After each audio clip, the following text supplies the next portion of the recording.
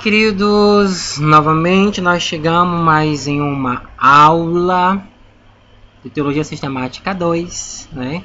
Estamos quase findando essa disciplina, tá? E logo logo nós estaremos juntinhos aí, quem sabe, em uma aula presencial. Tá? Eu sou muito grato a Deus por este momento de estar com vocês e também novamente estar ministrando para vocês a aula de Teologia Sistemática 2 para o terceiro ano.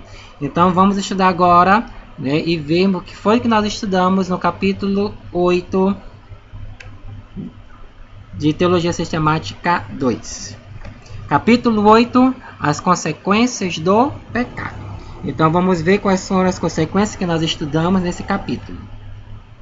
No Antigo Testamento notamos claramente que o pecado ele trouxe consequências desastrosas tanto para os pais da raça humana quanto para nós no século 21.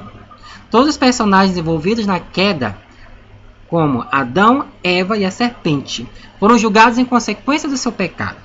Os 10 mandamentos foram acompanhados por promessas de bênçãos e maldição. O povo de Deus, mesmo quando advertidos pelos profetas, sentiram na pele essas consequências. No Novo Testamento, Jesus, na parábola do filho pródigo, mostra graficamente as consequências do pecado. Neste caso, as consequências não são punitivas, mas terapêuticas, o levando a arrependimento. Paulo, no texto clássico a respeito da transmissão do pecado, lá em Romanos capítulo 5, verso 12 ao 19, mostra que o pecado entrou no mundo por Adão e o remédio entrou por Cristo.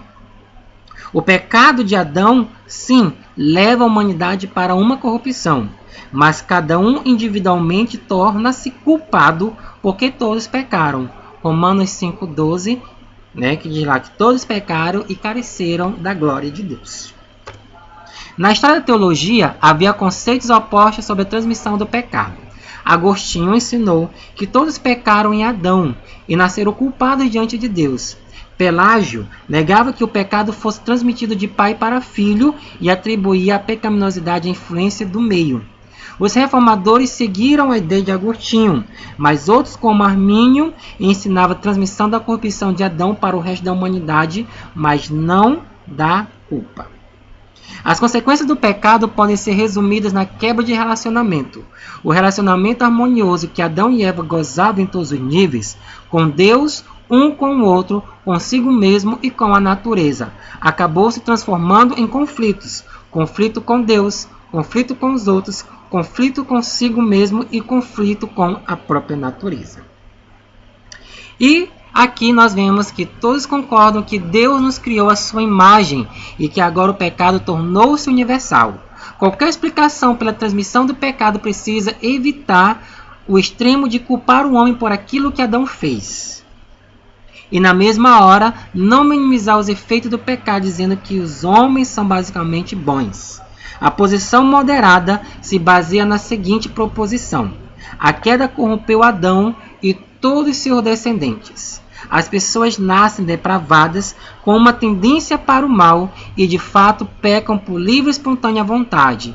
E entretanto não são culpados pelo pecado de Adão, mas sim por causa do seu próprio pecado. Amém, queridos? Então aí a gente viu, né, a respeito das consequências do pecado e o que ocasiona todo este mal sobre o homem. Amém, queridos? Então, estudem aí os capítulos, marquem os pontos importantes que vocês encontrarem e vamos pouco a pouco aqui findando este livro maravilhoso de Teologia Sistemática 2. Tchau, queridos. Até os próximos capítulos, se Deus nos permitir.